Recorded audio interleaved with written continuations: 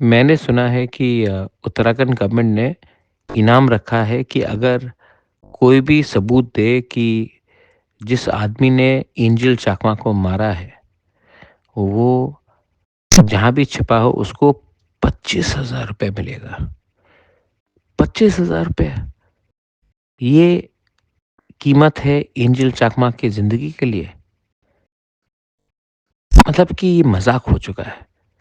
और अगर एक सरकार, एक राज्य का सरकार 25,000 रुपए का इनाम रख सकता है, तो आज मैं प्रद्योत विक्रम माणिक्य बोलता हूँ कि मैं 10 लाख रुपया दूँगा, अगर कोई भी सबूत दे कि जिसने एंजल चाकमा को मारा, वो कहाँ छिपा हुआ है। उसके खिलाफ अगर आप कुछ बोलेंगे, तो मैं 10 लाख रुपए दूँगा।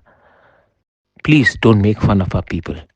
मैं अपने पॉकेट से रुक दूँगा, लेकिन मज़ाक मत कीजिए हमारे लोगों के संग।